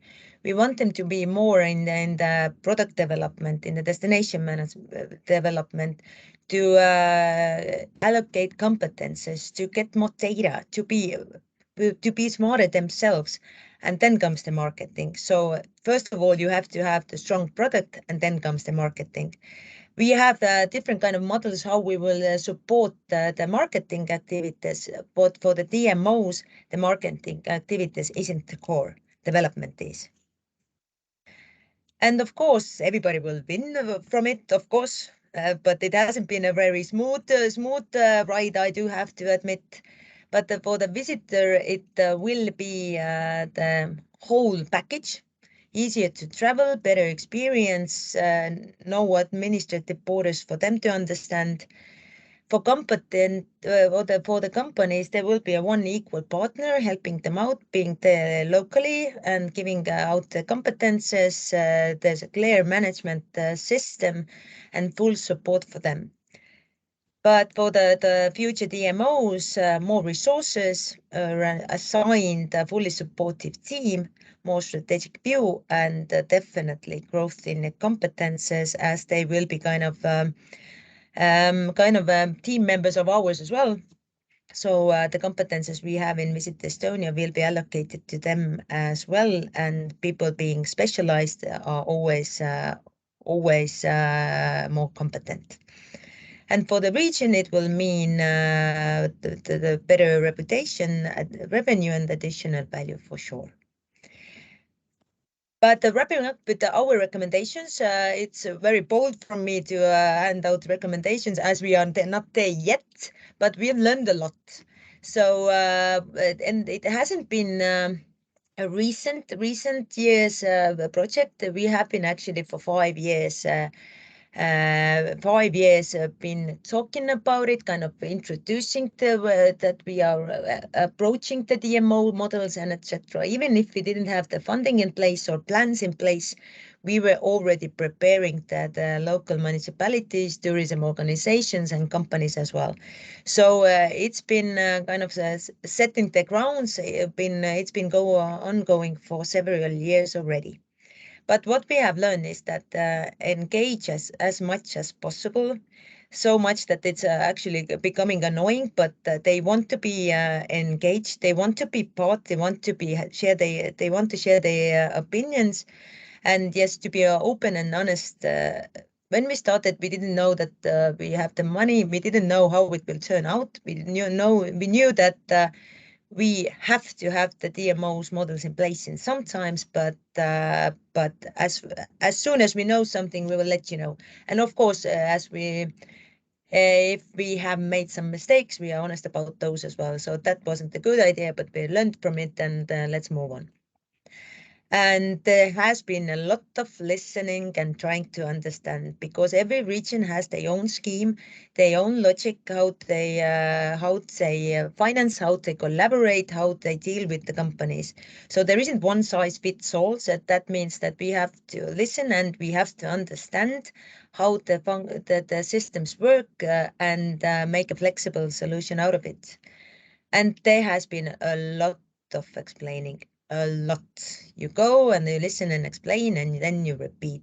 A lot of visiting the companies and sharing, and there has been, to be frank, has been reluctances to change, a lot of emotions, and not everybody has been happy about it. But again, don't take it personally. You just go and repeat and explain. And it wasn't our initial plan, but turned out so that our process is this three-level process. So we are implementing the changes gradually, and it has been extremely beneficial for the counterparties, because from smaller changes going to bigger ones, they get used to it. They already accept the change. They can see that it's the first step, but it's a long run. And also from those first steps, we have learned a lot. And this has been beneficial for both them and us. And the changes are accepted easier if it's done in several phrases. And being flexible isn't easy always.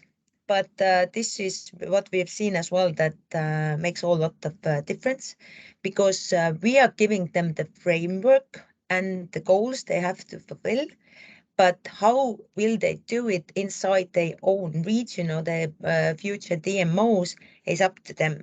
So how much do they engage the companies? Who will be their partners? Who will be the lead partner or the partner for us? This is for them to decide. Of course, we are there to help, to explain, to be the kind of a neutral party, helping them out in that sense.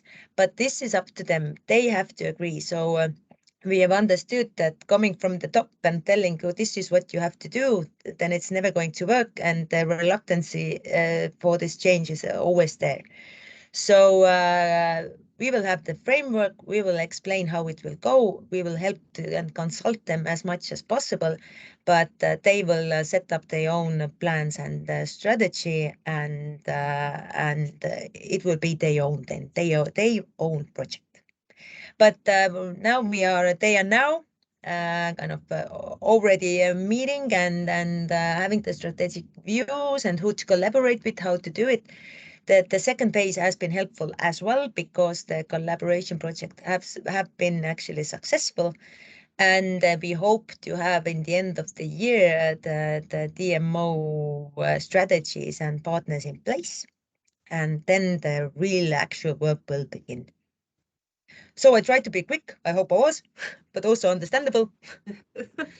Perfect. Thank you, Liina Maria. And we wish you a very nice way and straight way in building and developing your DMO.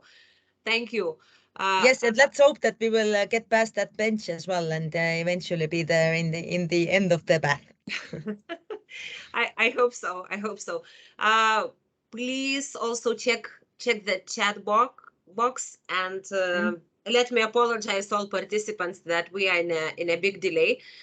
Do we have Mr. Tomaš Ondrčka among us from Slovakia? Yes. Thank you very much. It's Director General of Tourism Department from the Ministry of Transport and Construction of the Slovak Republic.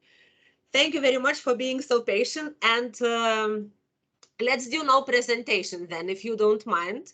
I have one question to you about the legislation of DMO in Slovakia. Do you have some framework, because nobody mentioned it? How do you have some special law, etc.? So please, and thank you for joining us. Yes, hello, good morning, or actually in Lithuania, good afternoon. Thank you, Lydia, very much for this last-minute invitation. I'm very happy to have known you during our trip in Yerevan. And I was listening for about half an hour, all the experience. And I think that this idea connecting, different countries and getting different experiences is absolutely great. In Slovakia, we have a tourism organization legal act already since 2010. And this is actually the only act that deals with tourism, besides the act that that deals with the travel agents, but that is more customer oriented, and it is not at our ministry. So the legal act of ours tells about the financing of DMOs and conditions how DMOs can be founded in Slovakia. I have to say that Slovakia is divided into 8 regions with their governors, so they can have their DMOs, and we have finally covered all 8. So now we have 8 regional DMOs, and then we have 37 local DMOs, which are covering all the country. And only today I can say that all the 37 are covering all the country, which was not the case last year or more in the past.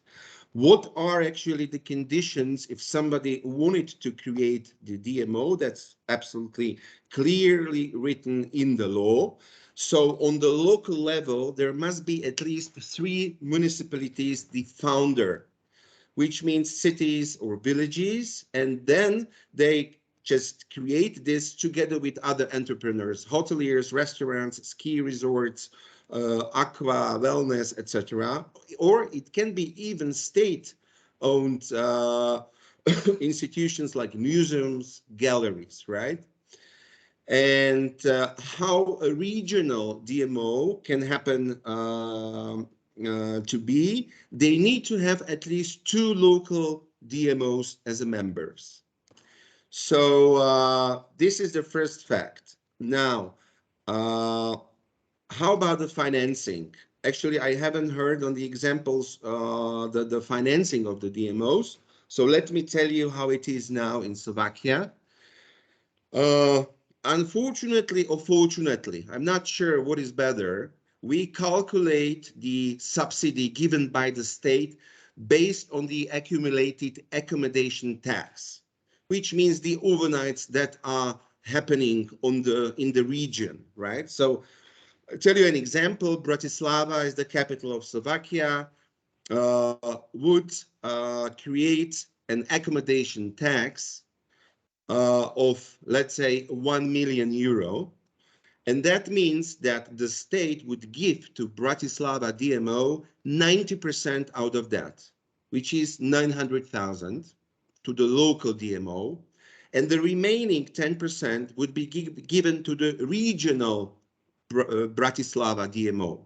So actually the amount of accommodation tax the municipalities collect, that's actually doubled, because then the state would give the same amount. But there is, of course, a limitation, and the limitation is the level of membership fees, which means that we want that DMOs are motivated to take more members.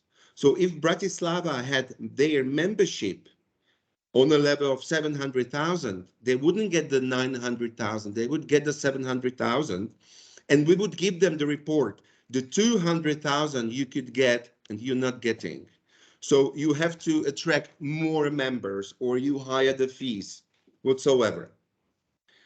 So I have to say that during the COVID, we decided not to measure the accumulated accommodation tax based on last year or year before, because the DMOs wouldn't get nothing.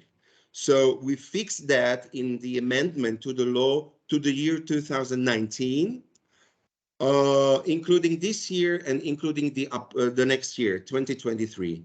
So in 2024, they will get based on the accommodation tax they create in the year 2023. This is like very important.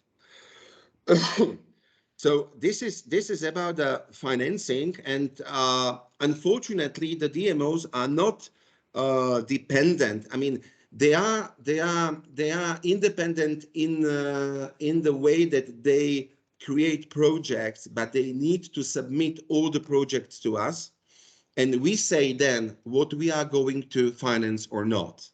In the law, we have 9 different activities, and they should create projects based on these 9 activities. But actually, if there were no activities, they would give us same projects, because the activities means that creation or modification of a product, marketing, promotion, infrastructure that is connected with the tourism industry, etc., etc.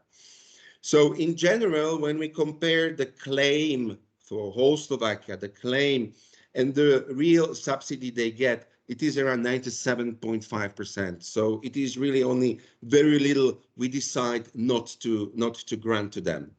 Just for your imagination, on a yearly basis, we give to regional DMOs and local DMOs from 9 to 9.5 million euros. For example, Bratislava as a capital would get 1 million. Then you have another 2 very attractive touristic regions. They would get around 1 million, and the rest is within the small local DMOs. While evaluating the projects, we have a program that actually they submit to us projects a lot connected with infrastructure, and we say that the infrastructure should be actually the task of the municipality. So, for example, a city with a fountain on the plaza, they ask for the restoration of that fountain. Of course, it is kind of tourism, because more people would take pictures, right? But this is something that the municipality should definitely do, and not the DMO. So this year we decided that we write a methodology, and we will educate the DMOs so that their claim would be equal to what they get in reality, so that they wouldn't give us the maintenance of a green of the greens, the maintenance cutting the grass on the parks, because this is the job a municipality should do, what we think. The problems within the DMOs, as I can see it is, which was already mentioned, competition. So in my point of view, the regional DMO should be the cap. So they should create, let's say, midterm strategies, and the DMOs, the local DMOs that are actually part of the regional, they should do the short-term strategies and the short-term projects. But on the contrary, it's happening that the regional DMO would do a project and the local DMOs would do a different project, or even making the promotion contrary, you know. So this is really strange. And I have heard also in your presentations that actually the tourist, especially a foreigner, when he's coming to a country, he's not interested in the borders of a DMO. But unfortunately, our local DMOs, they think that there are frontiers around them, so they do not cooperate with the neighboring DMOs. They think that if they send to the neighboring DMO somebody to see an attraction, that he would stay there and he would not come back. So this is a problem, I think, in people, and maybe in the today's generation, and we can do this only through education. To go back to the financing, it is only my idea. It is quite actually fair to calculate everything based on accommodation tax, but on the other hand, we don't see the daily tourism. I think the daily tourism is a great multiplication for the other ways of tourism that bring you overnight, that bring you more income. So I think that this determinant of the overnight and through the accommodation tax is okay, but in the future we have to think of regions where no new Hiltons will be built because there is no place. There are beautiful forests, there are beautiful caves, there are beautiful lakes. Maybe from the environmental point of view, it is forbidden to build new hotel capacity. So how are we going to promote and subsidize this region?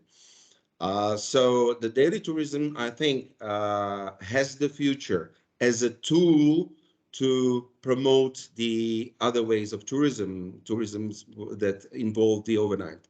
So at this very moment, I really don't know how to find the determinants that would give also to these maybe less developed regions, but from the point of view of natural and cultural heritage, very rich, how to find the determinants to support them and to promote them.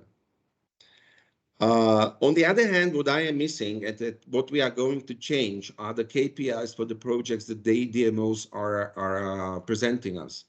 So they tell you in a project that they will organize a chain of events aimed at folkloric, traditional, cultural topic, but actually they would never set up KPIs, and we would never control and check the KPIs. We would do the controlling only on the accounting level.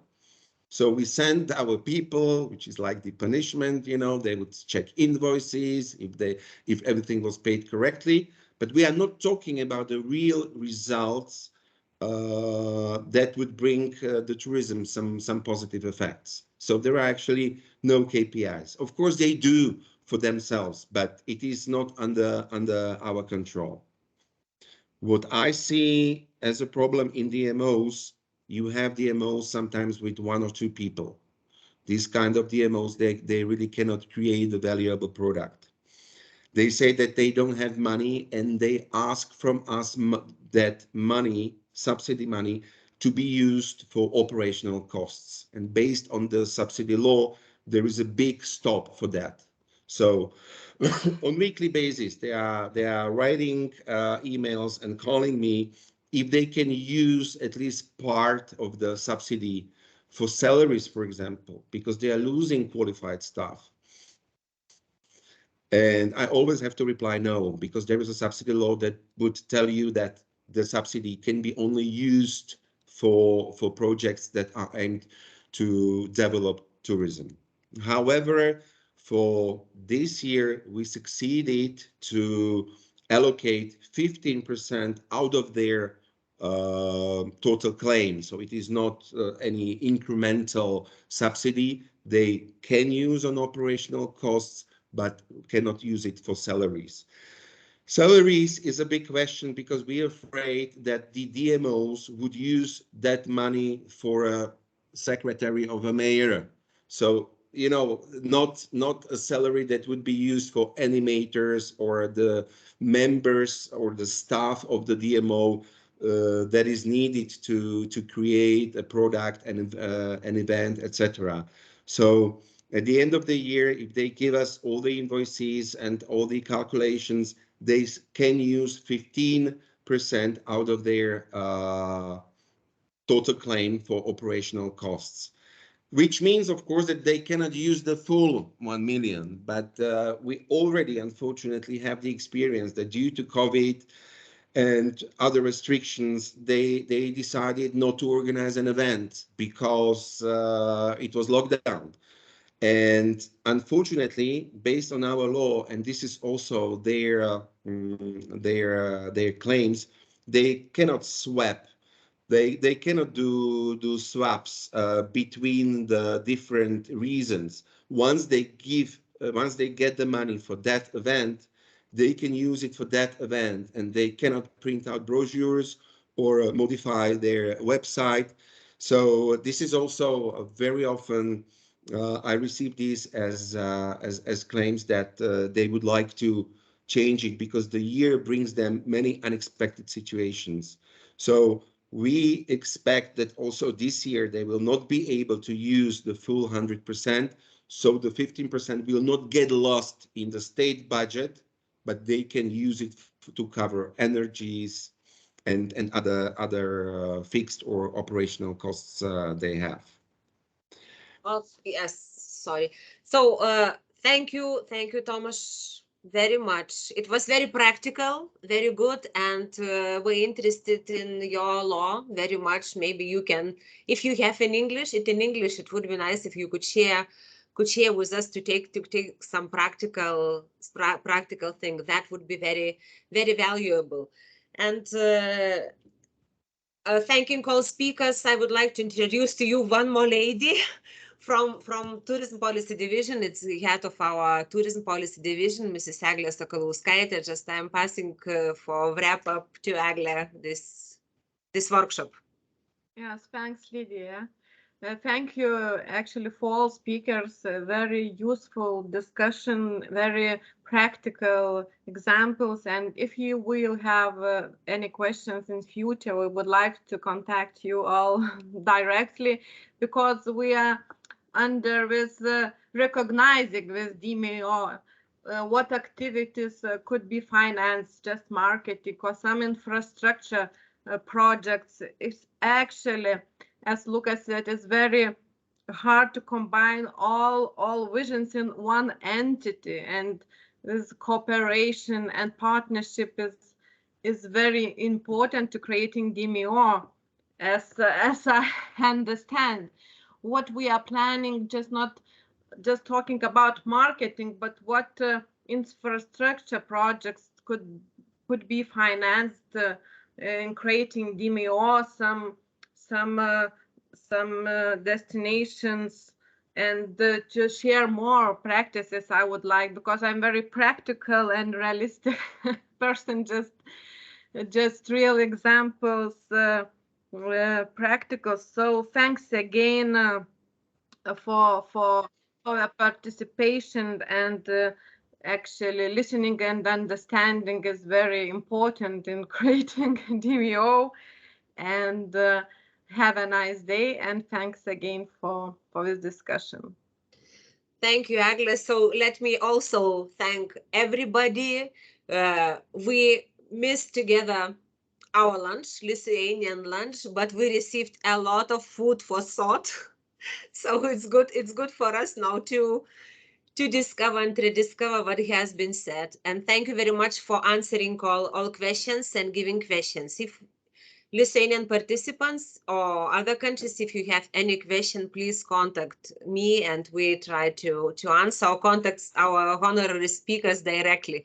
They wrote as well. And after this workshop, you will receive guidelines of the UNWTO. So it will be, again, more studies in this DMO field.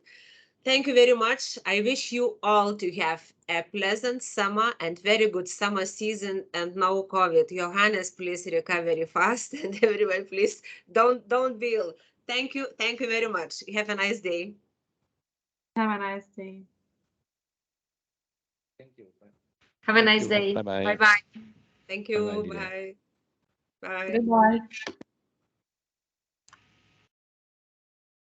Goodbye.